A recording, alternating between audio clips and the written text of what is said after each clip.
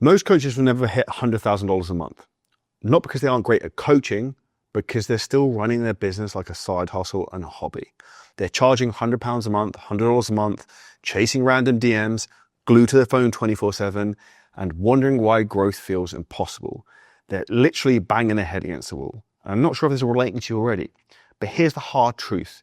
If you don't have the right systems, you'll burn out long before you'll ever scale, and you'll actually build a business you hate. But if you get the model right, $100,000 months aren't just possible, they are predictable and consistent.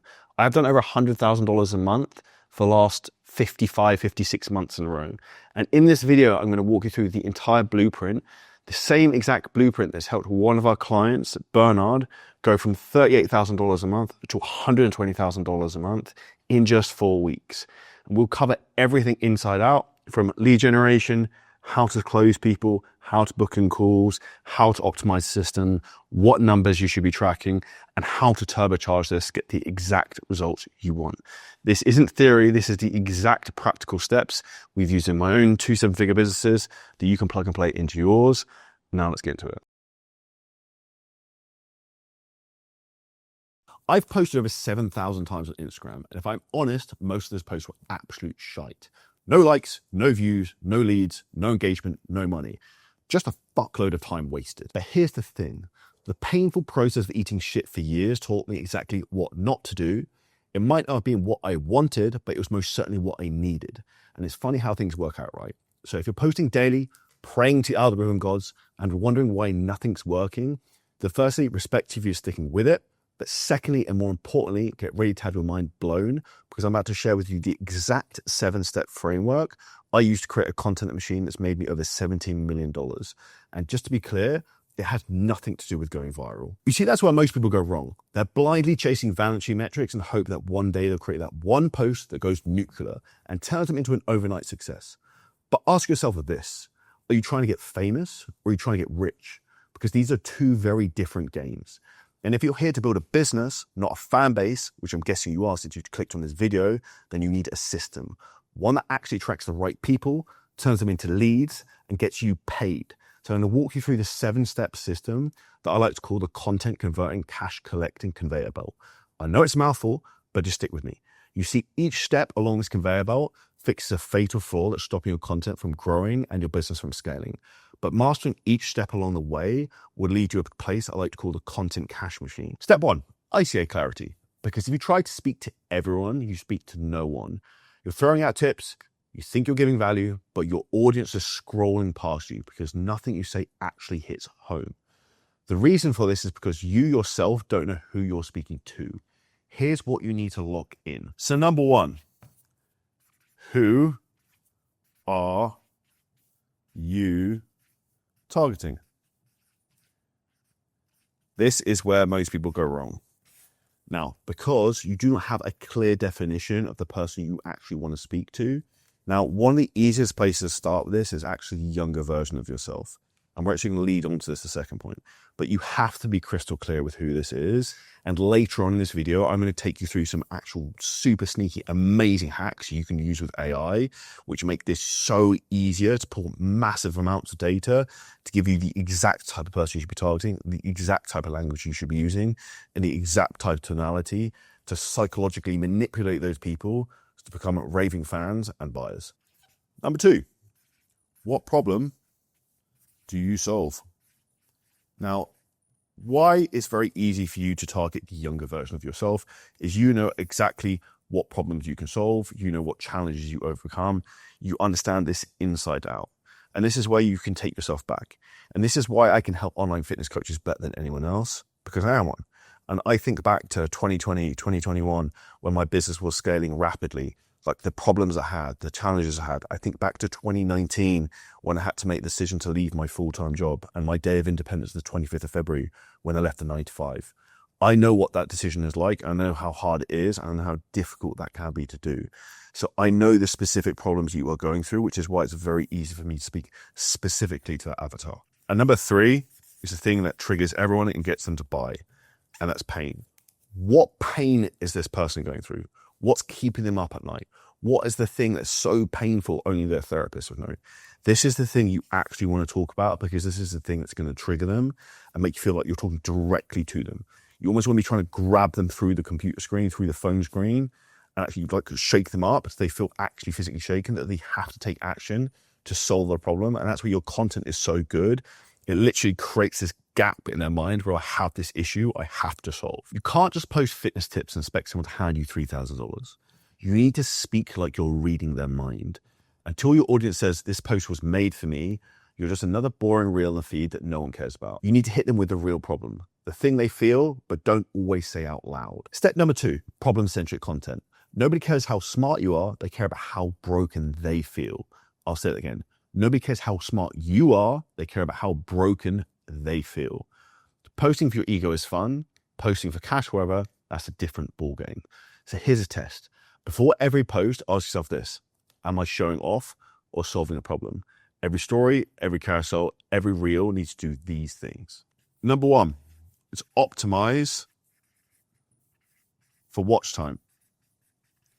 This is what every single platform is focusing on. How can they get more viewership, keep people on the platform for longer, and really pull people in? How can you take people to watch the entirety of your reel, watch it over and over again, re-watch your stories, share these types of things? That's the thing that's critically important. And if you look at something like YouTube, for example, the way this platform actually works isn't even just on watch time of the videos, it's watch time of the sessions. So after you watch this video, make sure you watch the other ones, and it'll help us in the algorithm to push our content more. That's a sneaky hack. So make sure you always optimize for watch time, keep it on the platforms and not taking people away. And this is one of the big mistakes a lot of people make, is when they share stuff on Instagram stories, they use links that take people off of the platform. This is the polar opposite of what everyone wants. And this will dramatically decrease your reach on your account, because you're going exactly against what the platforms are designed for. Number 2 is speak directly to your ICA. Now, you want to be very clear and very direct of who you are for and who you are not for. You want to be like Marmite. People either love you or hate you. Where you stay broke as fuck is if you stay vanilla and boring. You need to be different. You need to be yourself, and you need to not be afraid to step above the parapet and maybe have a few shots taken at you. Now, the reason that most people are worried about speaking directly to their ideal client is sometimes some of the things you're going to say are going to be painful. Sometimes they're being triggering. Sometimes people will not agree with what you say, and that's great, because you know what that leads to is engagement. And what does that do? It pushes your content more in the algorithm, which means you get more views and you get more clients. So you actually need to be more polarizing, but speaking directly to the pain points of your potential customers. Number 3, this is a huge thing that I showcase my entire life, all my businesses around, and this is the most simple thing you need to do. And this is proof over promises. Now, the reality is, you become the highest level of authority in anything when you have done the thing and you've also taught other people to do it. So if you are watching this and you are in great shape, you have high level authority in fitness, like you clearly know something. If you then have also helped other people get in great shape, then you are the highest level of authority, because you can do the thing and you can teach others to do it. Same thing for us in terms of scaling businesses. I have very successful businesses online myself, and I've helped many, many other people do the exact same thing, with over 500 trainers to date at this point, having scaled their businesses. And that's where you need to push more social proof and make less promises. And that's what gets people to buy. We live in a world where skepticism is absolutely wild. And I had some degenerate put a comment on my Instagram actually yesterday about how my companies in the UK aren't real and they're shut down. And I'm like, and my Ferrari's not even mine and all this other bullshit. I'm like, dude, I don't even live in the UK. I haven't lived there for 3.5 years. And that is why my companies are shut down. And I have all this proof for the last 7 to 10 years of the stuff I've done, to the point where we're going to end up having to make a reel of me showing the card of me owning my Ferrari to prove the thing is real. I've got ClickFunnels awards everywhere. I've got Stripe screenshots of everything. And this is where like you have to really hammer home the social proof, because people are so fucking skeptical of everything online right now. It's absolutely insane. Now, the best way to show social proof is be authentic, be raw, and be transparent. Sometimes the more shit it is, the better. So you want things like video reviews that are literally filmed like selfie on an iPhone. You don't want something necessarily filmed in a studio like this that's orchestrated. You want screenshots from client messages. You want screenshots in terms of how they felt. You want images of maybe them showing the clothes that no longer fit them because they've lost so much weight. These are the raw, real truths that are going to get your potential clients to buy into you from the existing results you're getting from your current clients.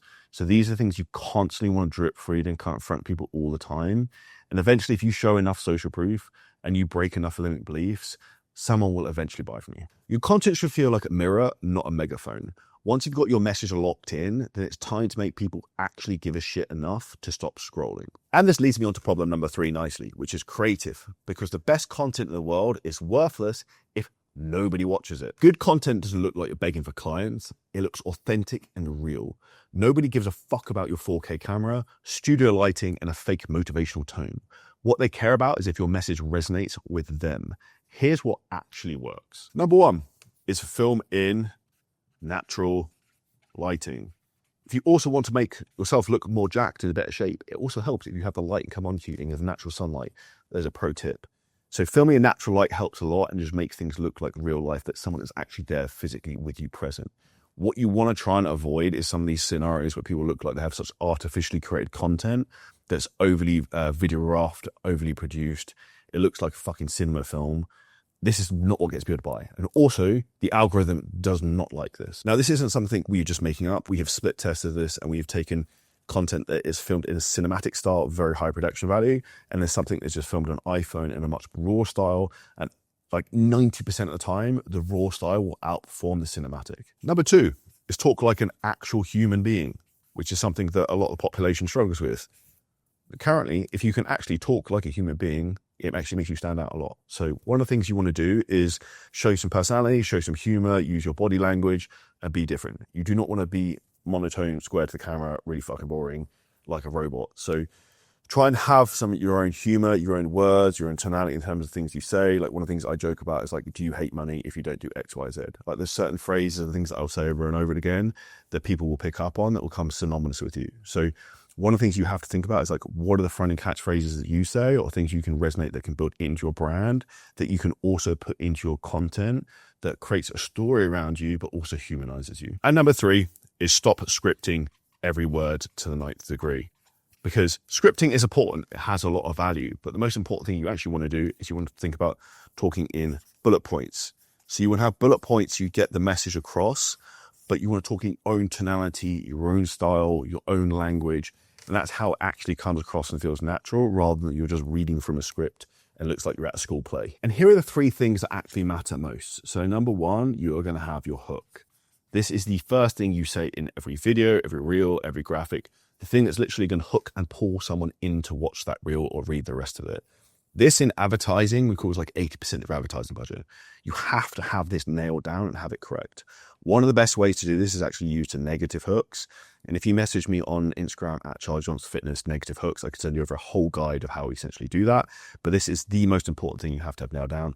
If the hook is terrible, this will not work. Same thing also applies to paid ads. The second thing you want to look at is tension. So you want to build tension through a reel or a piece of content, which is essentially going to get someone to continue to watch.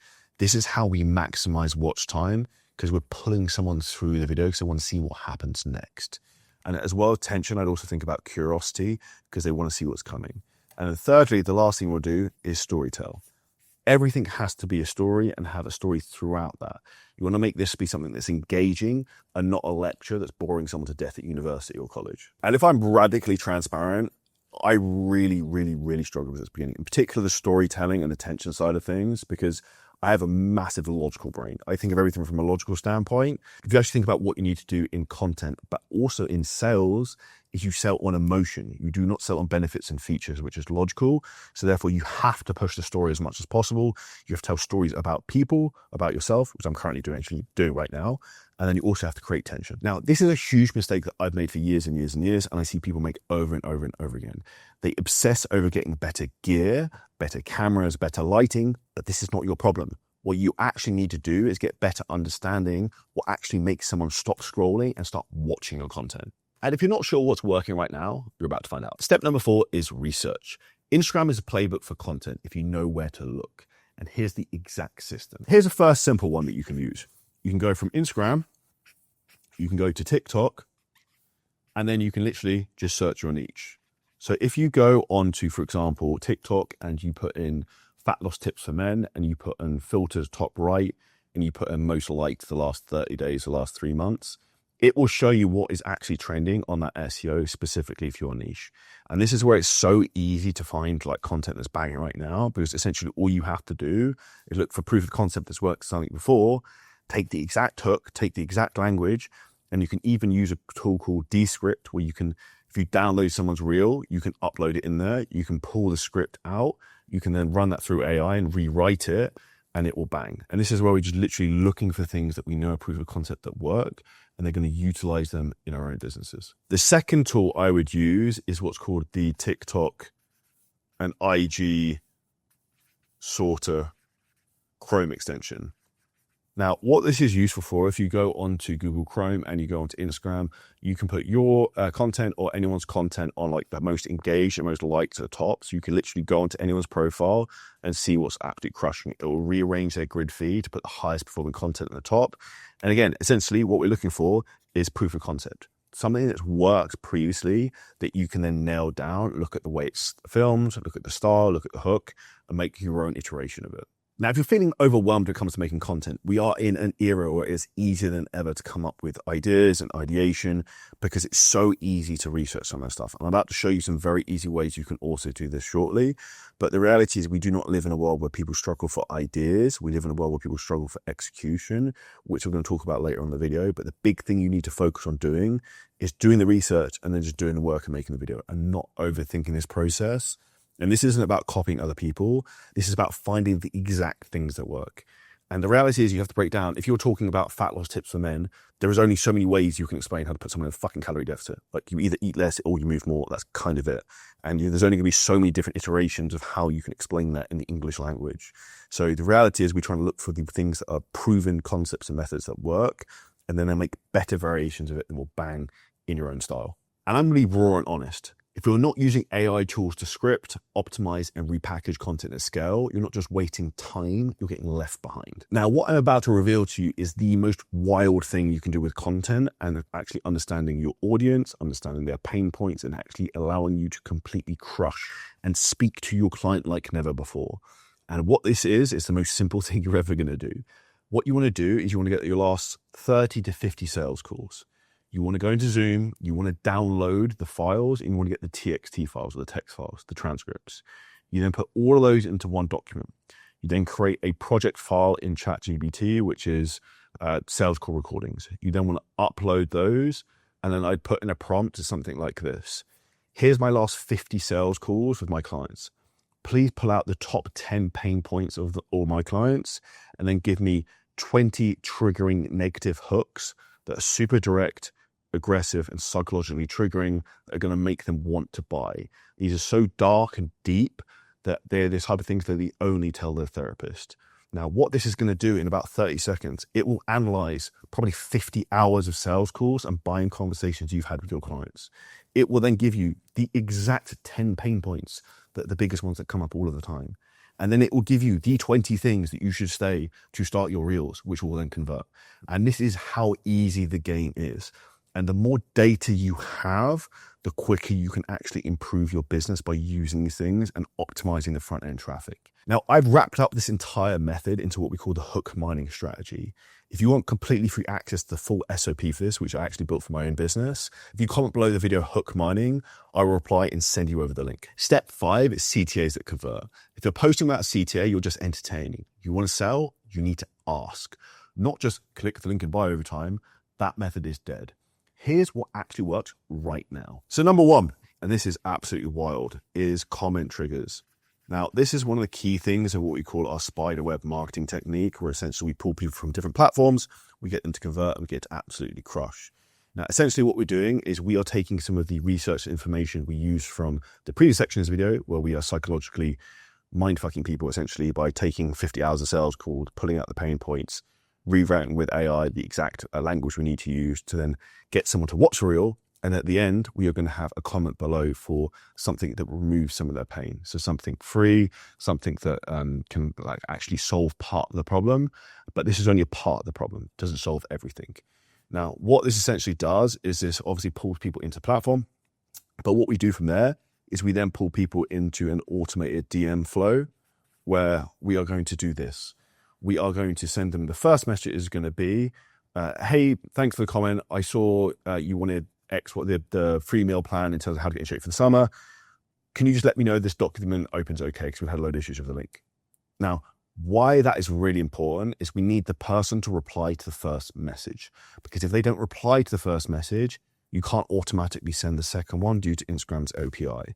Now, once they reply, which they always do, you can then send message number 2. And in message number 2, we ask a couple more specific questions that we relate it to the pain point, which relates to lead magnets. So say, for example, it's how to get in shape and lose fat for the summer guide.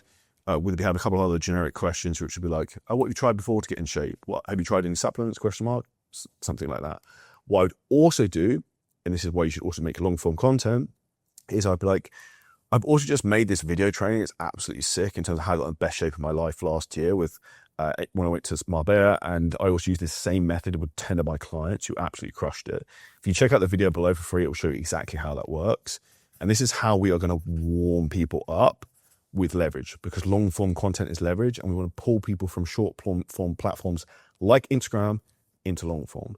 Now, the last little tip I will give you with this is that when you actually send over the lead magnet, you also want to have a CTA in the lead magnet, because they're going to read it, right? And you're going to have a CTA at the lead magnet, which is going to be direct to a call booking link. And this is where basically, if you ask for more people to book in sales calls who are qualified and they are warm, do you know what you get? More sales calls. So this is a very simple system that we use, and the better the content is, the better it works. You can then also put this whole system on steroids by running paid ads, which we will explain in another video. Number 2, we do the exact same thing. We do it in stories, so not with comments, but with DMs. And why this works really well is because we use something called the one story method. Now, the one story method is essentially where it does what it says on the tin. You post one story. You put nothing else before, you put nothing else afterwards. What happens, that story then gets a lot more reach and a lot more views. Because people are replying to it for the free thing, then it gets pushed more and more to your audience. So your awareness and traffic to that story increases. Now, what you want to do to get these types of posts to really crush is have something really clickbait, really engaging, that people are going to stop and hover over. But Instagram and Facebook, they have some paid ads as well. They have something called the hover metric. How long does someone stay on a piece of content? Now, generally, if we're in fitness, we want to be playing the game, which kind of means you ideally want to have like skin on show. It is what it is. So if you are in great shape, I would suggest you do this. You have a photo of you in great shape on the beach, in the gym, whatever, with a CTA for some type of lead magnet. It will always do very well. The next thing you also want to do is you also want to tag the location. Ideally, somewhere where your ideal client are. So if you want wealthy clients, I would probably put it in wealthy gyms and wealthy areas where people are looking to get in shape. Because what will happen is your story can start to rank on location tags and get pushed to new people. Now, the back end of this, of the story reply system, is exactly the same in terms of how we do it with the comments. And we automate all that through our Go High Level system, which is something we help plug and play into our clients' businesses as part of the Spiderweb marketing method. Now, with everything, the most important thing with story DMs is the headline. 80% of your advertising is the first line. That is so powerful in terms of getting people to want to put the hand up and actually want to get the thing. So you want to make sure your copy is so good and so compelling that it makes people want to have the thing. Now, that's where you also, if you use the AI section we used earlier on, we talked about pulling out people's pain points and the exact type of language they use. You can utilize that data to make sure that copy really bangs. Now, what you want to do is when you've got the golden goose, this system, you don't want to kill the fucking golden goose by trying to get every egg out of it every single day. The way you actually want to think about doing this is you want to have a set structure so you can keep the goose alive. Now, what I would recommend people do is you do this minimum of 2 times a week. You have a really strong CTA post on a Sunday or Monday, like I'm looking for 5 women who want to get a bikini body shape this summer, blah, blah, blah, blah. And then middle of the week, you have something for a free lead magnet. If you want to go above that, then I'd have maybe 2 to 3 times a week you have in free lead magnets in addition to that. But you do not want to be doing this every day because it gets to the point where you're just saturating the market with the same type of shit. And this is where you want to think about Gary Vee's jab, jab, right hook. You don't want to be constantly fucking selling. Now think of it like this. You're not forcing sales, you're inviting action. And those micro commitments, they'll warm people up faster than any other funnel you've got. Number 6 is data. Most coaches post blind. They don't know what works. They don't know what flopped. They don't even know how many leads came from that viral post last week. Here's what you need to track in your business right now. Number 1 is number of posts per week. Very simple. Number 2 would be total reach. How many eyeballs are you getting into your platform? Number 3, how many new followers are you picking up every week? Now, this is really the key things I would try and look at, and the reasons why. Reach is how many eyeballs we essentially get in front of, and new followers, essentially how many prospects can we potentially get money from. Now with data, if you're not tracking things, you're literally just throwing shit against the wall and hoping something sticks. And when you're looking to try and scale your business, this is when you actually scale chaos and you end up with a very inefficient business that doesn't actually make you money you want or get you the lifestyle you want. Now, some tools you can use from a data tracking side of things, instead of just having a Google Sheet empire. One is something called Metrical, and this can plug into your IG and it can literally track everything. It can plug into YouTube, tracks all the metrics, how many followers you get, story replies. So this is the main thing I'd recommend you use from a data side of things that you can also export everything from. You can also do the same thing in terms of going to Meta Business Suite into the content section and also removing that out into spreadsheets and also entering into ChatGPT and ask it to analyze trends. Now, if you want to go to boss level of this, essentially what you want to be looking at is something called Hyros. Now, this is an advanced ad tracking platform that we use in our own business. It is quite expensive, but you can track absolutely everything from a granular level. So if anyone even, for example, clicked the link below this video, I would be able to see exactly which video you've come from UTM parameter tracking. Now, this is incredibly valuable for you because then you know the exact types of content which are converting and which ones you should make more of. And if you do not have this level of tracking, you will never scale. And the bigger your business gets and the more you spend on your business, you having more accurate data to make the right decisions is the key thing that's going to allow you to scale faster. Now, if you have moved outside of the country you live in, you probably have a big problem. You do not even realize it. And this is what most degenerate business coaches don't actually know how to teach. If you go onto your Instagram and, for example, you live in Dubai and you do not want to target people in Dubai, if you click on about this account, if your Instagram account is located in the United Arab Emirates, which is Dubai, your content is getting pushed into that platform, that area, which means your content will not perform as well as it should do because it's going into an Arabic algorithm, not an English algorithm. Same thing in terms of if you have setters and VAs on your account, what you actually need to do is make sure they have some kind of GPS spoofer. Otherwise, your Instagram account can move to the Philippines, Pakistan, wherever your team is, and that is not an optimal way for your business to scale because the content is not going to get pushed out correctly as much as it should. And this is going to be absolutely raping your account and stopping you growing and generating leads. Now, the quickest way to fix this, and we do this all the time when clients come to us, it's something called a GPS spoofer, is essentially re-hardwires the phone and changes the geolocation of where that phone actually is. Very simple to set up, very simple to execute, yet nobody does this. And this is completely different to a VPN before anyone asks. Now, data lets you scale what works and kill what doesn't. But even if you track your data like a wizard, there's still one thing that most people fail to master. And ironically, it's the one thing that everyone needs to get right. And that's your mindset. Step number 7 is mindset. You're not stuck because you lack strategy. You're stuck because you care too much what people think. You're holding back because there's a voice inside your head telling you that your friends, your ex, or even your family will see it and judge you. And it's that exact fear that's costing you more than you realize. Now, when I first started posting content 2016 and 2017, I remember people at the gym I was training at specifically being like, who the fuck does Charlie think he is? Who does he think this guy is? Why is he taking his top off and taking photos? He's an estate agent. He's married, blah, blah, blah, blah, blah. And I remember the exact degenerates who used to say those type of things behind my back. And I see them now and just laugh because I know like I won. And the reality is success is the best revenge. And what you do not want to do is get people you do not give a shit about crush your hopes and dreams. And that's probably what you're doing right now. Now, when it comes to your mindset, the key thing you need is the 3 R's. And the 3 R's when it comes to content are going to be relentless. You just have to keep going. It's a volume game, and the more you do, the better you get. Number 2, resilient.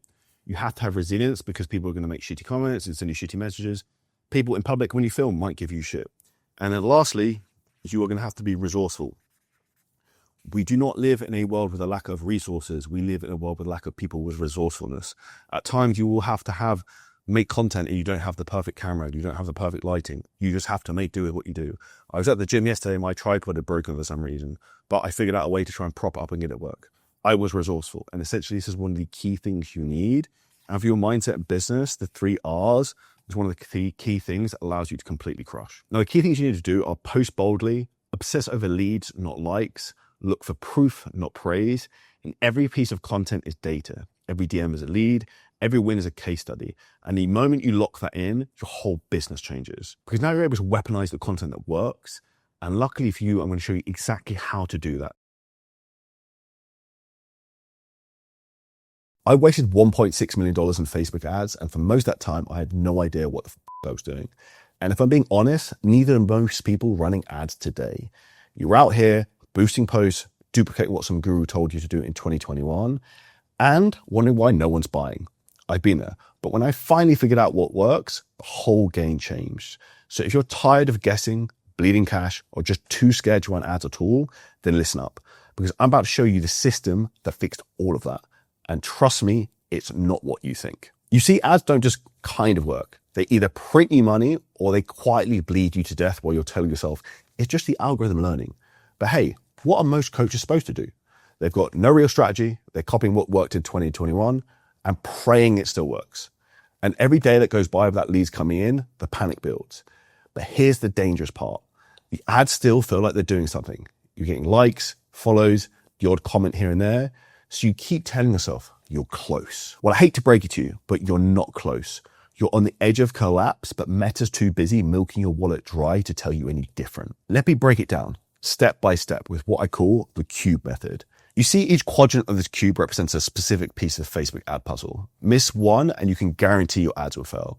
But if you stack all 4 pieces together, then that, my friends, will lead you to a place I like to call Revenue Central. Miss one quadrant and the whole thing collapse. So let me break it down one side at a time. Let's start with quadrant number 1, strategy. Most people think they have an ad problem. They don't. They have a strategy problem. They're still running messenger ads like it's 2020. Still pushing cold traffic to a DM me for coaching post like it's not completely cooked. Here's what actually works right now. So number 1 is boosted reels to build warm followers. What you need to do is replenish the well. What most people are doing is fucking hemorrhaging the well and running it dry. So you need to bring in top of funnel traffic with the right type of eyeballs. Now, the reason most people don't think like this is because you are thinking too short a time frame with your business. And if you have the right tracking metrics, which we're going to talk on later on in this video, you will actually know how quickly it takes for someone to come in as a lead to then actually give you money. And this is where you can actually build confidence into pushing more traffic into scaling your business. So the most basic strategy you want to be using to scale your business at the beginning of like chapter 1 is the boosted reels to warm followers, and essentially then engaging them to then get them into calls to convert them, which we're going to speak about. So that's strategy number 1. Strategy number 2 compounds off strategy number 1. Once you have traffic, once you have eyeballs, and once you become more famous within your industry and your sub niche, and you speak specifically to the audience of the type of people you want to speak to, we then retarget these people to then directly book a call. So we use different types of audiences to retarget, which we're going to speak about later in this video. And if you do not know how to do this, this is where you are hemorrhaging and losing tons and tons of money, because where you actually make profit in dollar bills is from the retargeting ads, because these are the warmest people you will ever get. And what works beautifully from retarget ads is you can send people directly from what I like to call click to close, where you can send someone from an ad to a funnel where they book a call, and then you sell them or a close sells them directly into a coaching program, and you skip the whole setting process bullshit that's in the middle. So that's retargeting to book calls. Thirdly, is we have lead magnets to filter time wasters. Now, an important thing to think about is that if you solve higher level problems, you will get higher level people. So with the lead magnets you push out there, what you want to be doing is creating a filtration system when you're pulling people through these. So you want to just be getting the right type of clientele who will actually pay for your service, which means you want to be trying to focus on selling higher level problems. And lead magnets are a really good way to get more top of funnel traffic, almost similar to the boosted reel strategy. But the reality of what works well with this is we are capturing people's data, which then actually means we can also retarget these people directly using email lists, customer lists. We can dial these people. We can message these people. We are creating actual assets where we own data. And the more data you have, the easier it's going to be to scale your business. Each of these has a job. And when you use them together, the system works. But the moment you try to force cold traffic to convert without warming up first, you lose fast. You can't treat strangers like superfans and expect them to buy. You have to date the lead before you ask them to marry your checkout page. And once you've got the right strategy, there's only one thing that really determines whether your ad actually hits. And that is going to be the creative. You see, you can have the best funnel in the world, but if your creative doesn't stop the scroll, you're invisible. This is where most coaches, including you, fell flat on their face. They're running Canva graphics with no hook, no emotion, no edge. Meta doesn't just serve your ad, it scans the hook. the words, the energy, the way it lands in the first 2 seconds. Here's the rule. So firstly, what you want to do is you want to have a minimum of 4 creatives per campaign. Now, what most people do is they are fucking lazy and they do not make enough creatives. They do not make enough iterations. Now, with creative, it's easier than ever before to split test. And there's a couple of different things you also want to be split testing with your creative. You don't just have the video now, you don't just have the image, but you also have the text that goes below the ad. And then also you have the headline, which goes by the book a call, buy thing button, whatever it might be. Now, what you would do if you want to make more money is you want to split test the copy and also the headline. And the easiest way to do this is to create one piece of content that bangs from a descriptive standpoint for the copy, one for the headline, use AI to write these, and then create 4 variations. So essentially, when you've got, say, for example, 4 images or 4 videos, you've actually now got 16 ads, because you're going to use 4 different variations of written copy with each image, each video. And this is going to allow you to split test the winners. And the difference between this is absolutely huge. And in your business right now, if you are not split testing creative like crazy, you will get left behind, because this can literally be done in 2 clicks of a button using things like Claude.ai and ChatGPT. When it comes to creative and also scaling the ads, what I would suggest is that you want to be adding in at least 1 new creative every single week that you test per campaign as a minimum. One of the things that can happen is that people's audiences get stagnant if you're running the same ad over and over and over again. What you want to try and do if you have 4 creatives or 6 creatives or 8 creators is have all of them with slightly different hooks and slightly different angles that are going to pick on different pain points for your avatar. And if you do not know the pain points of your avatar, here's the easiest hack of what you can do. If you get your last 30 sales calls, take the transcripts, put them into ChatGPT, ask ChatGPT, please give me the 10 biggest pain points of my clients based on these last 30 sales calls. It will then give you the specific problems that your prospects you have spoken to that you can then use for an ad creative standpoint. Now, we also touched on terms of split testing the copy with the ad and the image. Now, with the image, you also want to be split testing the copies and the headlines on those. So whether you're talking about different pain points, different problems you're solving, what the end result is for the customer, and particularly if you're selling fitness products, what you want to do is think about this. If you're looking to, you don't want to sell the flight, you want to sell the vacation. What's the dream at the end that people want? This is what we sell, the end result, because the end result is what drives people to click, to buy, and creates curiosity. Now, to give you some data, which we're going to talk about later on this, but specific for creative, how you know which ads are performing best, you want to look at what's called click-through rate in Ads Manager. The minimum you want to be looking at is a 1% click-through rate. If an ad is below that, then I would switch off and then that ad dies.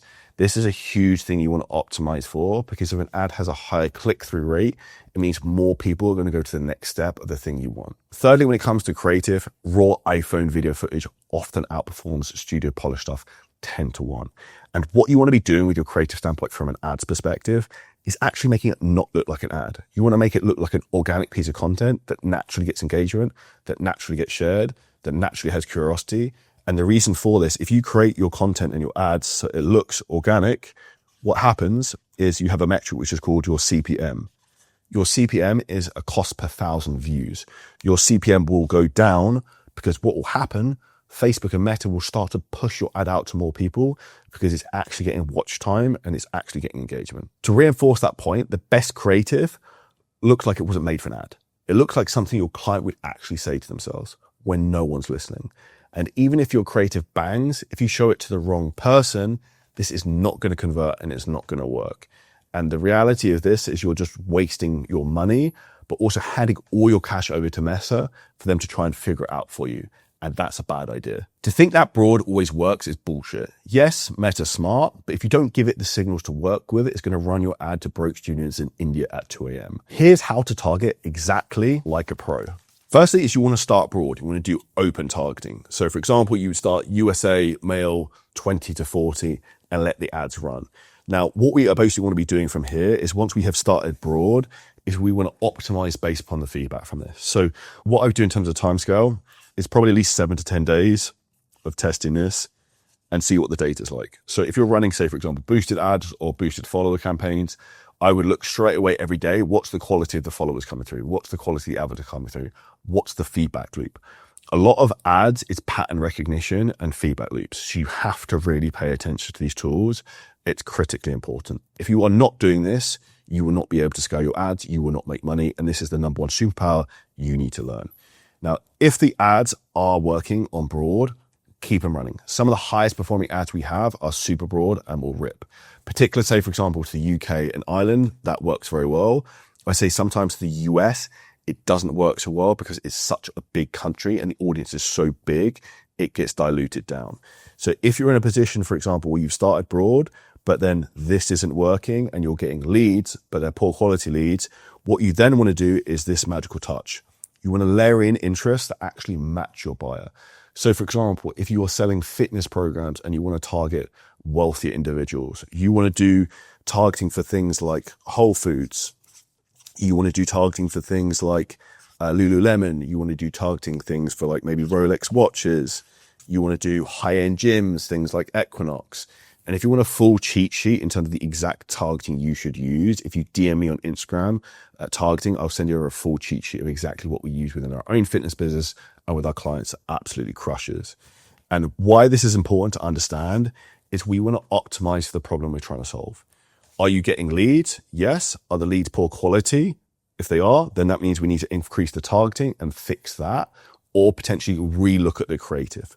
Because the way the algorithm works, it will scan your videos, it will read them. And this is where you want to make sure that you identify the exact type of person you want to work with in the videos. So identify busy professionals, corporate lawyers, whoever it is your niche is, you want to delve straight into this. And this is one of the ways one of our clients, for example, Dave Kennedy, crushes so hard. He works specifically with farmers in Ireland and makes over 150,000 euros a month. And he pushes his content out paid ads. And it is so specific that it's nailing right in front of the right type of person. So he doesn't even need to really use interest targeting because his creative is so specific. But if yours isn't specific and it's not landing, then you need to add more targeting in and interest to get this to convert. Now, what I'm about to share with you is one of the main reasons most people's ads flop, and they do not know this dangerous tool that is actually on Facebook right now that is completely destroying your ads. And this is one of the things that people need to understand, and it's Advantage Audience Plus. So if we think about Advantage Plus, what that does on your ads, it basically disregards all of your targeting. So this is where, for example, you run ads to men, but they're getting shown to women because Advantage Plus is often on as a default and you don't even realize. So if your ads are not working right now, you need to check this straight away and make sure it's turned off. Because when you put interest targeting on ads, it's basically like putting a fence around these are the people I want to target. If you have Advantage Plus on, it's like free for all. Let's send it to anyone who will likely engage with it. Now, one thing to be careful with to finish up on interest targeting is you want to focus on higher level brands and you don't want to be doing things like Gymshark, MyProtein. If you go lower end with the targeting, you tend to get lower end people and people who aren't that committed. So if you go higher end with the branding, the people you target, you will get better customers and better avatars of people coming through. Now, thirdly, the last thing we'll talk about is retargeting like a psychopath. Now, one of the cool things you can see on Facebook is what's called your frequency score. Now, your frequency score is how frequently people have seen an ad without engaging on it. Now, as a general rule of thumb, what we want to try and see is try and be under 4. But if you have a retargeting ad that is converting very well, you can keep scaling that up. The problem with retargeting ads when you start to scale these is you have a smaller audience. So there's only so many people who've liked, engaged, and followed with your content. Now, the most important targeting in terms of how to split this up from a retargeting standpoint, which I see people get wrong all the time, is you don't just want one massive audience of everyone who's engaged with content the last year. What you want to do is you want to break this into separate buckets. So the first retarget audience you want is 7 days. So these are going to be the warmest people. These are people who've come into your Instagram profile, they've engaged, they've liked. You can also do website visitors on this as well. The second audience you're going to want to do is you're going to do 90 days, and then I would exclude 7. So basically, we're going to target everyone who's engaged the last 3 months, but exclude the previous audience from people from the 7 days prior. And then the audience after that is going to be 365, and then we will exclude essentially 90. So everyone who's engaged over the last year, but excluding those who've engaged in the last 3 months. And this is where basically you're breaking in your clients into buckets. Now, the best way to get this to run optimally at scale when you run these ads from a strategy standpoint, it's usually what's called a CBO campaign. And that is campaign budget optimization. This is where you have one layer budget for all 3 ads, and it will optimize across where the most traffic is to get the end result you're looking for, whether that's to get someone to book a call or whether it's to go into a lead magnet. And this is exactly how you retarget like an absolute psychopath so that you're all over everyone on the internet. And when it comes to retargeting, what you want to focus on from a creative standpoint is literally calling people out. Basically, it's a retarget ad. So you've seen my content, you've seen my results over and over again, yet you still haven't taken action. Are you still sitting on the fence about getting the best body of your life, yet you see all the case studies of the clients we work with? That is exactly how you want to frame retargeting ads. One last caveat.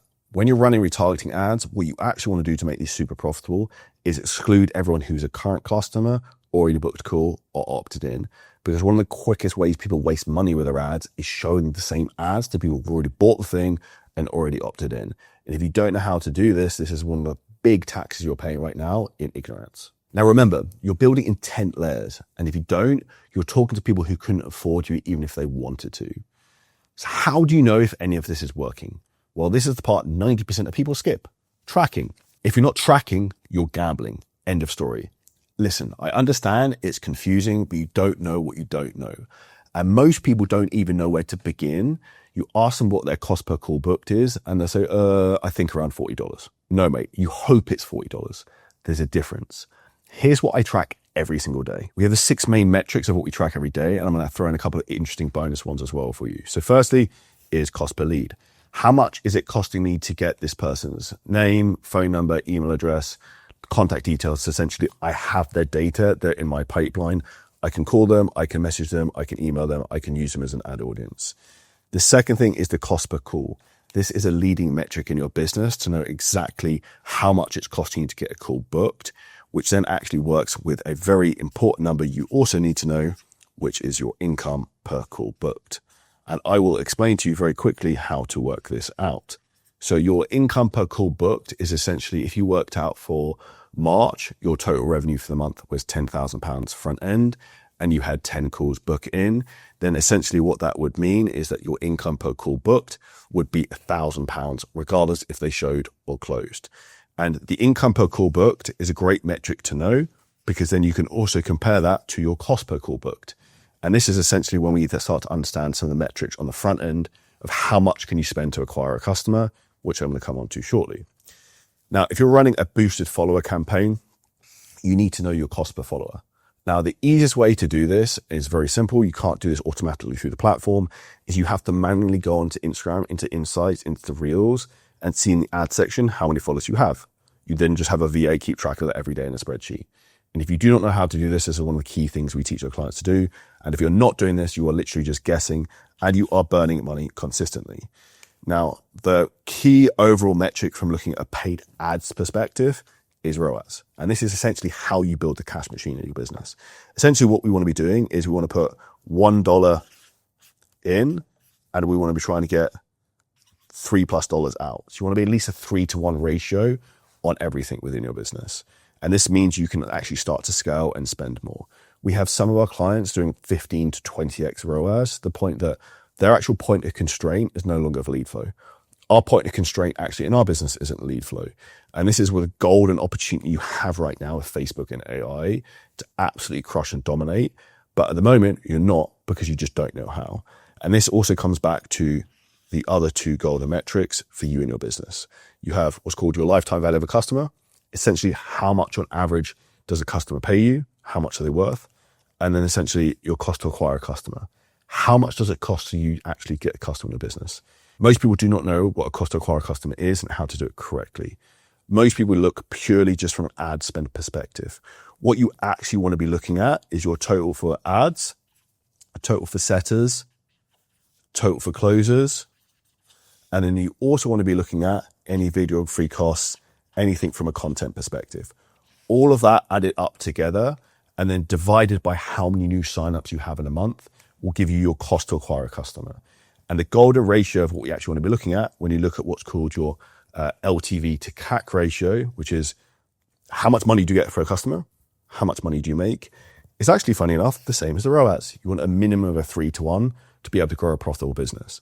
The golden metric where you can print money is if you can get to 10 to 1, which is like where obviously we want everyone to get to. And why most people do not get this right is they are not tracking the basic metrics here within your business.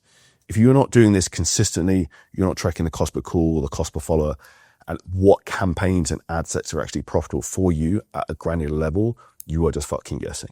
We use a very analytical software in our business, which is called Hyros. Now, Hyros allows us to see which ad campaign's converting, which ad set's converting, which actual individual piece of ad creative is converting. And why is that important? Because then I can also see which type of ads I need to make more of.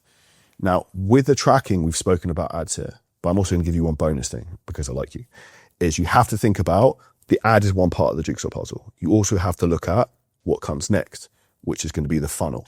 So if you look at the funnel, what you want to have is an opt-in rate of a minimum of 20%. Now, that basically means if we send 10 people to the funnel, at least 2 people put their details in and go through to the next step.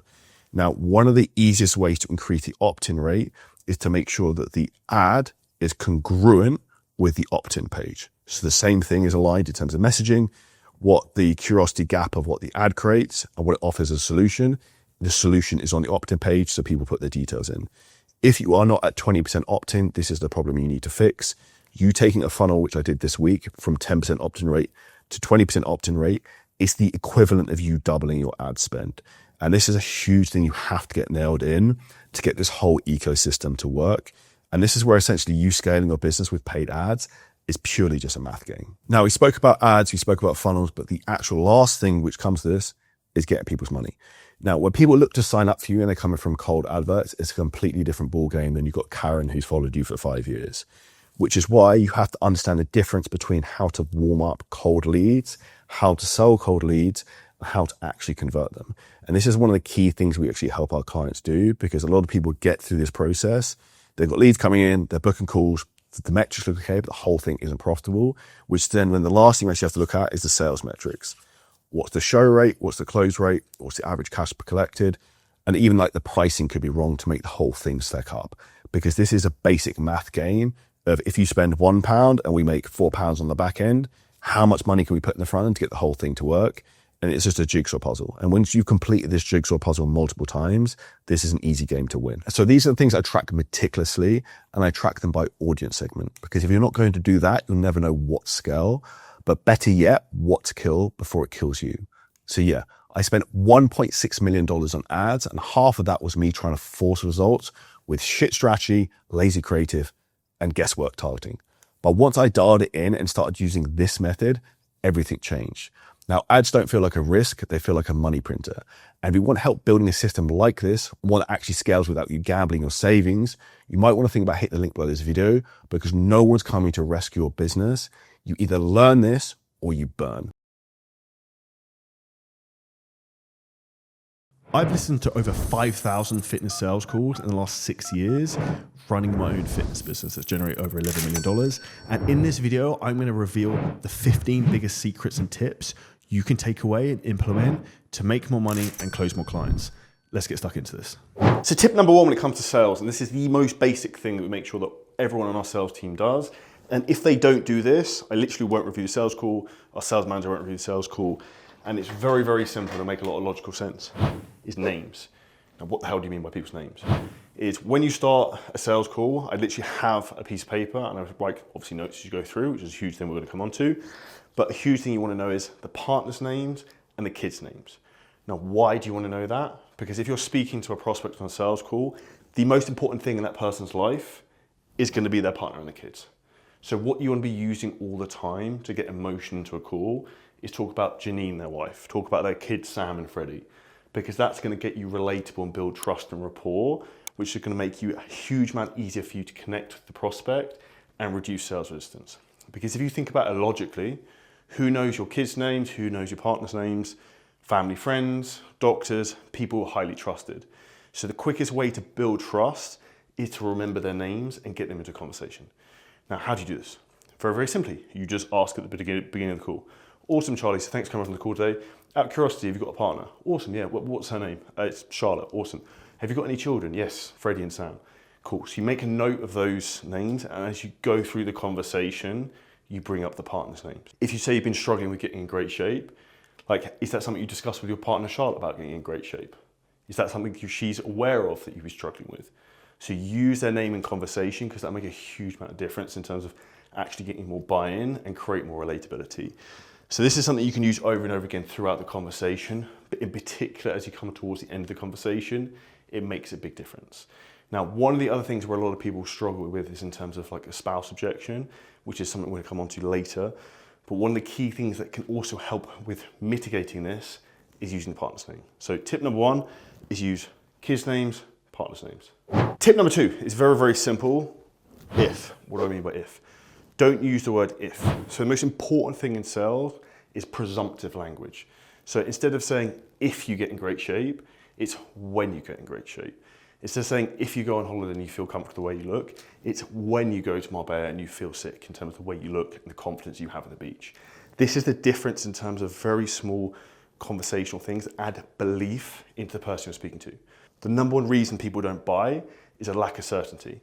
And you can create certainty by the words you use, but you can very quickly create uncertainty by using the wrong words. So everything you do has to have certainty, and it comes down to the language you use. And one of the words you want to ban from any sales conversation is if. So it should be when you get in shape.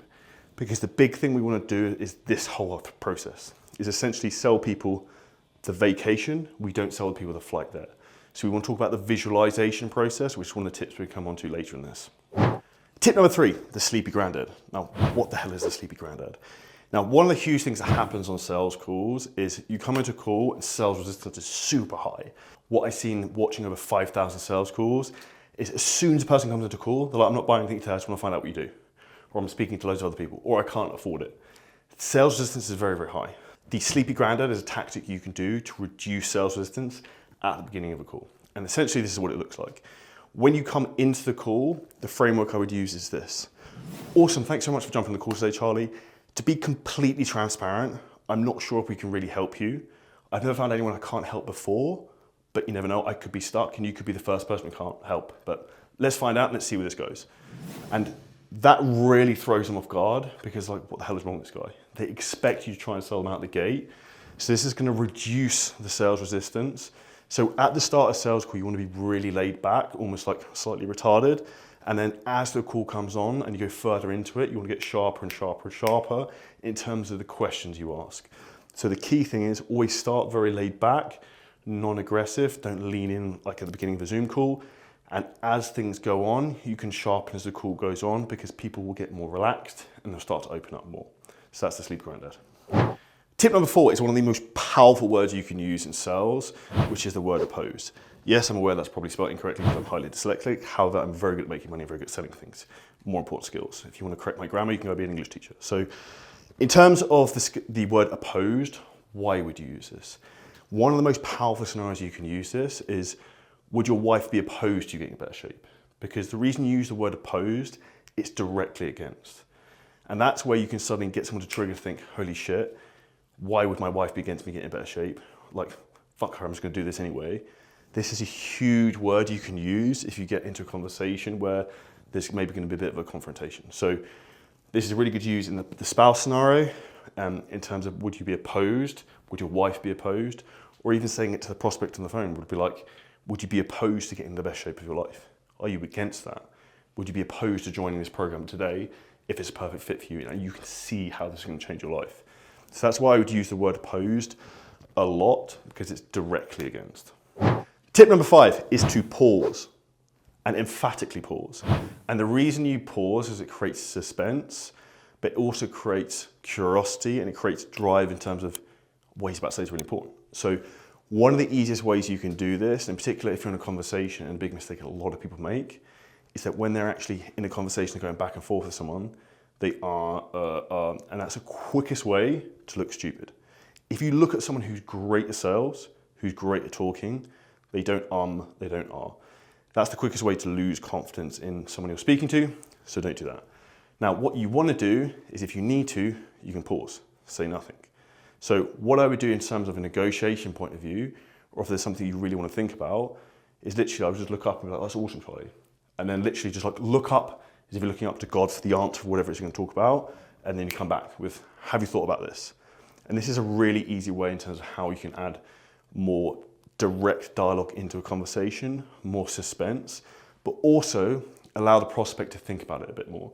Because a lot of the time you actually need to slow the conversation down rather than going back and forth like machine gun fire if you're negotiating things in price. So adding in emphatic pauses and not being rushed will actually make you look less like you've got commission breath and much more like a pro in terms of conversation that you can have with someone. Because if you think about it, if you're speaking to a friend, you're not going back and forth as quickly as possible.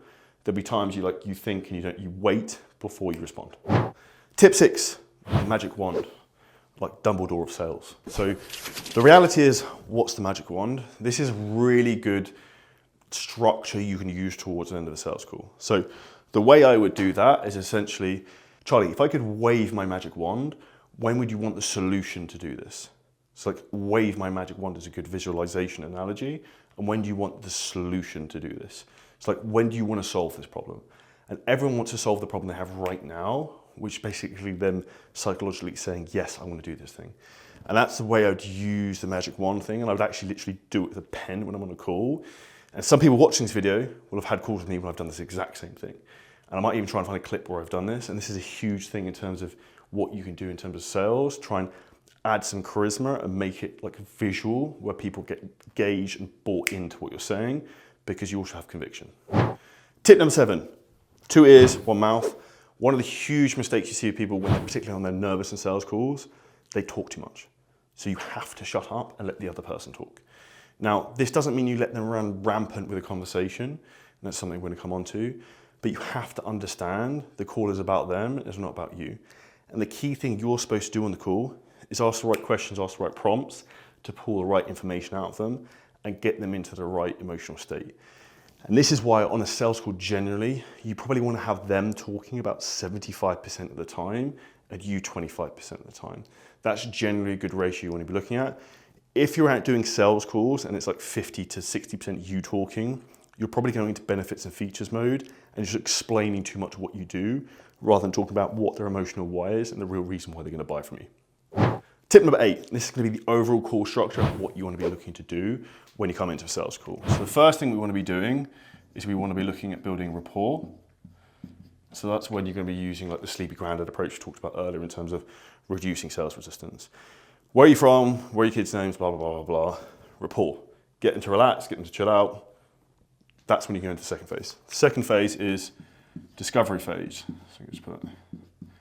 Now, very, very simply, the goal is for you to ask open-ended questions to get the right information out of them, find out what they want to achieve, why they want to achieve it, who in their life actually is going to benefit from them achieving this, and this is where you really start to get information that you can use later on in the call. Now, the important thing in the discovery phase is to make sure that you take very, very thorough notes as you go through, which we'll explain in a second why that's important. The next phase we want to go into is emotion. So once you've got the right information, you've been asking the right questions, we want to drive into the emotion of why they want to be doing this thing. Why do they want to get in great shape? Why do they want to build their business? How is this going to impact their family? How is it going to impact their kids? What would your life look like if you could live an extra 20 years? How would that affect your partner? If you made an extra £10,000 a month, how's that going to affect your kids? How's it going to affect the type of holidays you can maybe go on? And these are the type of questions you really need to be asking. So these all go in a sequential order because they all link into each other, which is why there's a really nice flow. The next phase, which is why it's important to take notes, is confirmation phase. So this is essentially very, very easily where you're going to go through all of the notes you've made. And the way I would do this is, Charlie, I've made loads of notes while we're going through this conversation. I just want to confirm that we're on the same page and what you've told me is correct. And they would literally go line by line and be like, so the reason you want to get in shape and you want to drop 20 pounds is so your wife Marie's more attracted to you, so that your kids look up to you, you want to be in better shape, so you have more confidence when you go on holiday. The things you've tried before, if you struggled because you did a keto diet, but you actually love carbohydrates, you were trying to do CrossFit, but you've got back problems and knee problems. Like literally go line by line with all the information they gave, because this will make them feel heard and understood and that you actually give a shit. And this is the key thing for you in terms of actually getting them to buy into you, is the confirmation phase. Because with the confirmation phase, they will feel understood, and someone's not going to buy from you unless they feel you actually understand them and what they want to achieve. Now, once you've gone through confirmation phase, What I would essentially do then is almost drive back into like emotion round 2. So you bring the emotion back up that you spoke about here, after confirmation, and then essentially from there we go into the pitch, talk about what the program is, what the price is, what that basically looks like.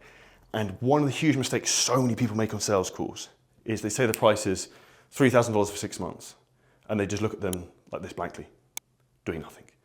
And what you actually want to do is you want to invite them to start the program. So what you should do is be like, Charlie, it costs $3,000 to start the program. This is what it looks like when we begin. So once we've taken payment, we get you set up with our coach. You do an onboarding call with them. We get you to complete Q&A. We get you set up into our app, into our private Facebook group, and we'll have all of this with you within 48 hours. And you can screen share and go through that with them, showing them that. And whilst you're showing them this, it gives them time to process the information about the price. Because if you're just blankly staring at them on Zoom back and forth, it's very confrontational. And the whole old school sales thing in terms of the first person who talks loses is the quickest way you raise sales resistance. And what we need to do is get people to actually know, like, and trust us, and actually create certainty in the conversation. And you create certainty in the conversation when you show them what's going to happen after they've bought. And lastly, you should be close. So hopefully we just get the money. And the most important thing you need to do on every sales call is to actually get the money. So always, always, always make sure you try and get the money on the call, because buyers are liars. The amount of times people will say, oh, I'll pay for it later on this afternoon, I'll pay for it tomorrow. This is a huge mistake so many people make, where they let the person off the call. Now, what you should do in this scenario is try and at least get a deposit off them, or something as a sign of commitment.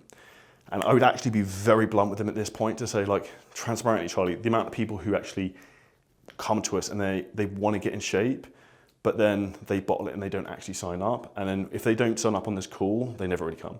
You strike me as the type of person who's very decisive, and we only work with decisive people. So if you need to think about this and you're not sure about actually changing your life and getting in shape for your partner and your kids, like you said, Mary and Joe, whatever their name are, don't say whatever their name are, then this is a huge thing you need to do, is actually be decisive, because action takers are people who change their lives. The people who kick it down the can down the road for 10 years, like you have been for the last 10 years, are people who never see change. So I would really try and push people there and then, even just put down a token deposit and pay a balance later on, because there's a huge psychological thing when someone makes some type of transaction, even if it's a small amount, even if it's just $200, to actually buy something, like they're committed, they're in. And the way I would frame this for someone is like, what you want to focus on doing is like, this is the line in the sand. This is your opportunity to step over it and become the person you want to become. And what you've been doing for the last 10 years is you've been kicking the can down the road. So this is your opportunity now to actually make a decision. You're either in or you're out, but there's no second call. There's no thinking about it for 3 days. You let me know right now, because I have all the information you need, whether this is a fit for you. You should know if this is a fit for you because you're an adult. What is it? So like, be quite direct with them in that respect. Step number 9 is straight line selling. Now, this is actually a phenomenal book by Jordan Belfort, Wolf of Wall Street. Now, a huge mistake a lot of people make, which I referred to earlier on in this conversation, is that they let the prospect go all over the place in terms of conversation. Now, what will happen, in particular when you're in the emotion phase on a sales call, people will get very, very easily distracted and feel uncomfortable with what they're talking about, and they want to try and take the conversation somewhere else. Now, the huge thing you need to do is pull that person back in to what they need to be talking about and what the real pain point is and what the problem is. And a very easy way to do this is actually just to be very direct and be like, Charlie, that's awesome, like you playing golf for the weekend, but what we actually want to talk about now is how you've been trying to lose 20 pounds of fat for the last 6 months and you've struggled. Are we okay to go back to topic? Be very direct, almost authoritarian, to pull them back in, because you'll find people go all over the place in terms of conversations because they feel uncomfortable about what they're talking about. So Straight Line Selling System is a very good book by Jordan Belfort. I'd recommend you read. But the key thing is you want to keep people on the straight line and keep them going towards, through the phases I showed earlier on, to eventually closing, because you go through the discovery phase, you go through the emotion phase, you go through the recap of that, back into emotion, and then closing. Don't go all overboard and let them come away from that, because you want to keep emotion high and keep throughout that process. Tip number 10 is look the part. So if you want to make more money, this is very, very simple, in particular if you're selling fitness products. So what we're doing is we're going to sell on Zoom. If you hate money, take them on phone calls, but what you actually want to do is do video calls, because people can see your body language, your tonality. You can be very clear in terms of the way you carry yourself. Now, there's a couple of golden nuggets I'd add with this. One is the background. If you live in your mum's basement and taking sales calls, that's fine, but just don't make it look like it's your mum's basement. So very, very important, you can create a virtual background, and this will make your actually business look a lot more professional. You can add logos, you can make it look awesome. Now, we've got one for 7-figure scaling systems. People think I'm actually in an office. When I'm normally at home in Dubai, I will have that turned off, and I'll have Dubai Marina behind me, loads of awards and stuff, because then it gives me authority, because I'm clearly not in my mum's basement at that point anymore. And the huge thing you want to do is actually give an initial impression when someone comes onto a call. So the first thing is actually visually how everything looks. Second thing is the way you're dressed. So if you're selling fitness products and you want to sell to executives and professionals, don't wear a basketball vest, don't wear a stringer, don't look like a degenerate. It makes it easier if you look more relatable to that person. So things like collared shirts, like polo shirts, works very well. I bought polo shirts for a lot of our team because it helps in terms of the initial impression. When someone comes onto the call, they look a lot more professional.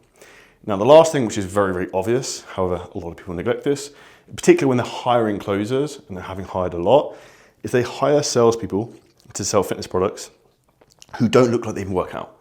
Now, a good start is actually if the person selling the program, if it's a fitness program, is actually in good shape, because the person's then going to have belief in what the person is selling them. The only reason you're watching this video is because you know I've sold over $11 million of products online. I clearly know something. I left my full-time job on 25th of February, 2019 to get time freedom, location freedom, and financial freedom, so I can help you do the same. If I was out of shape and I was trying to sell people fitness programs on Zoom, it's going to be very difficult. So some of the things you have to think about is introverted thinking. Like, how could I make it very difficult for myself to sell on Zoom calls? I could be really out of shape, I could look really unprofessional, I could have a really bad background, I could have a terrible mic, I could have bad audio, I could have bad internet connection. All these things stack up, so make yourself look like a pro and you'll sell like a pro. Tip number 11 is being a high frequency state and having your energy high. So some very easy things you can do to do this. Before sales calls, I used to do weird things. I used to do like press ups, I'd go outside, I'd listen to certain music. I had a Wolf of Wall Street, like 2-minute clip I used to listen to get myself in the mood for things. And this is where you need to get your energy very, very high. And there's some very easy things you can do to actually make sure that your energy is in a higher state. Number one is, ideally, if you can do, use a standing desk when you're taking sales calls, because naturally your energy will be higher. Number two is, don't have calls back to back to back to back, because you need to give yourself a 10 to 15 minute break, ideally between calls. So you can go to the bathroom, you can go get a drink, you can also reset yourself, maybe you've had a bit of a shit call, and you can also give yourself a bit of a run room in case one overruns. A huge mistake I see a lot of beginners when they're trying to sell people is they don't actually know how to manage a call in terms of actual timings. And you should never have a fitness sales call that goes over 60 minutes. That's insane. They're not signing up for a new mortgage, they're not selling their life away. It's reality of things, it's not that much money. So you need to try and keep the call concise and on point. This is all part of the point of having your energy in the right zone, because you can actually get the call moving as you want throughout the whole thing. So very, very easy. High energy state at the beginning. Be very charismatic, be engaging, lean forwards on the camera, don't sit back, don't have your arms crossed. Very, very simple. Tip number 12, the quickest way for you to actually get better at sales is this very simple formula. Now, if we look at actually what sales is in terms of closing rate, it's going to be your sales skills times your conviction. Now, it will take you a long time to increase your sales skills, but I can increase your conviction just like that by doing this very one simple thing. And that's, before every sales call, look at your client results. Look who you've helped, look whose lives you've changed, look how maybe you've changed your own life, and then use that conviction throughout the sales call, because you want to put that energy, drive, and belief into the other person. And it's the same thing when I speak to trainers about how I can help them grow the business. I have 1,000% certainty I can help them better than anyone else, because I have that conviction, because I've actually fucking done it. I've got thousands of stories of people we've helped in our own fitness business, thousands of trainers we've helped in terms of building their business. So I have that conviction, and I've got the results and stories we can look at before sales calls. I do the same thing with our sales team by sending them results every single day of client transformations, client results in our B2B business in terms of people making money. And this is how you get people bought into your brand who work for you, by pushing the story of results you get constantly. Because those stories and results are actually what gives the closer conviction and belief that what they're selling isn't dog shit. Because there's so many people who sell products that aren't great, and they have this big one problem. They're looking to get customers, whereas I'm looking to get clients. So customer is someone who buys something once. A client is someone who keeps buying from you over and over and over again. And this is where you need to change your mentality in terms of your business. Because if you want a business that's going to scale and make a lot of money over a period of time, you need clients who are going to keep coming back and keep referring more people. And a lot of this starts with A, your business being good and getting good results, but also the sales process in terms of getting the people who are getting sold fully convicted into what you're doing, because they're actually going to adhere, be coachable, and get better results. Tip number 13 is showing frustration and emotion on calls. So a huge thing you need to be doing, and I do this a lot when I'm selling programs to all trainers, is actually get frustrated for them. Show how pissed off you are on their behalf when they're actually getting stuck and they're not making decisions, because they will feel your energy and vibe in terms of like, this is really simple for you to get in shape. You just need to do X, Y, Z. I've done this with like 8,000 people before. Why are you doubting the process? Because it clearly worked. If I've done it personally, I've done it with 8,000 other people. The only reason it's not going to work is yourself. And I'll be very honest with them, being like, I'm super frustrated for you right now, Jack, because we've done everything with all these other people, yet you're the one who's actually holding yourself back with your own limiting belief. And if you put that frustration and emotion into people and you built the rapport from earlier on in the call, they're going to want to listen to you as a point of authority. Tip number 14, why you should not do this. So one of the things that I would do a lot on sales calls, if you're like at the point where you're not sure if someone's actually in a position to buy or they're mentally bought in yet, is you use what's called the push-pull technique. So the push-pull technique is essentially, if I push you away and I say, you can't have this, you're like, oh, no, I want this. So you pull yourself back in. And the same thing happens if you start trying to pull people in to like buy your stuff, they naturally tend to get pushed away. So a framework I would use is why you should not do this, or why you shouldn't do this, is, Charlie, let me just run through a couple of things of like why you should really not join Seven Figure Scaling Systems. You said you want to build your business, you want to create financial freedom, time freedom, location freedom, but there's two things that you have to do to do this. One is you have to work very hard and you have to be coachable. But based upon what you've said before, this is something like you've had a lot of success in other areas of life. So I don't think that's going to be an issue in terms of why you shouldn't do this.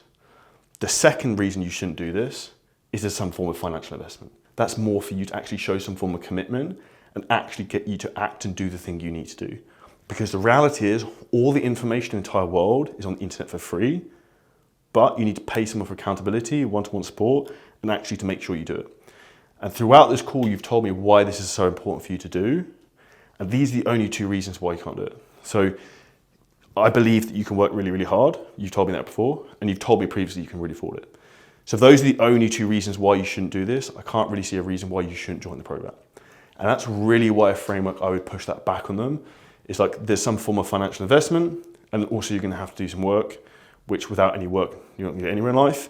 And that's a good framework for them to actually help in terms of decision-making process. But you really throw them, we're like, this is why you shouldn't do this, and this isn't for you, by pushing them away.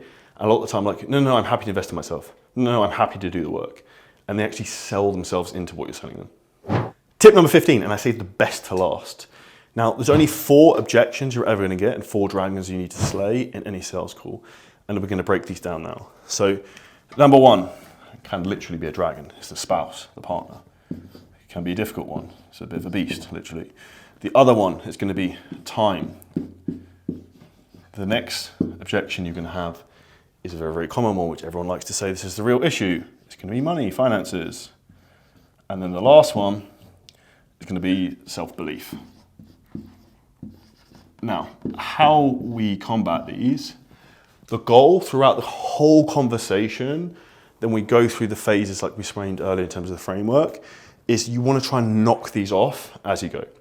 So at the beginning of the call, you should be getting the spouse's name if they have one. Find out the partner's name, use that a lot in the conversation. And this is a really easy way to actually start to deal with this. And you will know as you go through it, if this is probably going to be a problem. Now, what I would do at the start of the call, as we're making notes, I would write down spouse, time, money, self-belief. And I would literally like tick off as I've basically been through and almost eradicate each of these. Because when people say they need to think about it, it's going to be about one of these things. So spouse, we try and work through that through the conversation. Would your wife be opposed to getting in better shape? If you ask this earlier on in the sales call, you can get rid of that very quickly and there's not a lot of friction. So we can knock that one off. Time. So Charlie, you want to get in great shape and you're currently telling me you're working out 4 to 5 times a week. You've been doing this for the last 10 years. I would say it's fair you've got enough time to this. And you've also got a meal prep company make your food for you, right? So yeah, cool. So time's not an issue. And then self-belief. So you're highly successful in your career. You're a confident guy. You're articulate. You seem to have belief in your ability. Do you believe you can get in shape? Yeah. So then the only other reason you can come into is money. Now, what I would do to try and combat this without even asking about it directly is to try and relate to where else they've spent money in their life. So if they talked about going on holiday, where are they going on holiday? Are they going to the Maldives? Are they going to Disneyland, which is actually very expensive? Like, find out where they spend their money. Like, what cars do you have? And that will give you a lot that you can then use relatability back to that person. But if you tie the money almost to the spouse and the emotion of the family about how you can be a better partner, how you can be a better father, how you can be a better husband, how you can be around for your kids for another 20 years because you live longer, is that worth $3,000? And the way you frame that, depending on the person you speak to, is the huge thing. That's understanding the emotional need of the person you're speaking to and where they're at in their life. So a couple of different examples that you're going to get. If you have a woman, for example, who's 30 to 35, she's single, the biggest driver she's going to have of why she wants to get in shape is because she wants to get in shape to get a partner, to have kids and get married. That's it. The next thing you're going to have a look at is if you're going to have men who are maybe 25 to 35. Similar scenario. Men want status, so they want status, money, to look good, whatever, to get women. Women want security. Generally the two things that people want. Men want status, women want security. And when you start to understand that in sales, that will help you a lot in terms of the conversation when you go into these things. Now, the last bonus thing, which I'm not going to write onto here, is before every single sales call, what you want to do is you want to actually go through the prospect's social media accounts. Look at their Instagram, look at their LinkedIn, look at their Facebook. Where are they going on holiday? What cars are they driving? What can you use that's on those social media accounts that you can drive rapport with at the beginning and you can also use throughout the call? So Charlie, I saw you went to the Maldives last year. How would you feel if you went on holiday this year and you had like an 8-pack? You'd be pretty impressed, right? But you'd be more happy with the photo than you had last year. You would look pretty happy then, but I imagine you'd be ecstatic. And this is where you can really set yourself up for success very, very easily. Just by spending 5 to 10 minutes prepared for each sales call, you will increase your likelihood of closing a prospect astronomically. These are the 15 tips plus one bonus one that I can give you from listening to over 5,000 sales calls and have our own fitness business, work with over 8,000 clients. If you're looking about how can I get more knowledge in terms of closing, if you want a free copy of our sales script, comment below closing script and we'll send that over to you for free. And if you want help in terms of actually how to scale your business with one-to-one coaching, there's a link below this video you can hit to book in a free call to find out exactly how we can help you and make you our next success story. If you took value from this, make sure you smash the like button, subscribe and share it with a friend. Now, the key for you to hitting $100,000 a month isn't purely information. It's actually execution and secondly, accountability. And it's doing the right things in the right order, which are actually going to make you successful. And this is where a lot of people go wrong, is they try and do chapter 12 when they're sometimes at chapter 3. And if you're not convinced already in terms of essentially why you should give us money to help you in terms of scaling your business, then check out this video on screen right now, which is a video that YouTube, which is really smart, will recommend to you to help you get to the next level with your business. And if you want us to actually help you one-to-one, plug and play and install all of these systems with a done-for-you approach, hit the link below this video. You can book in a call with us and we'll walk you through the entire process and show you how you could be only a few weeks away from your first $100,000 a month.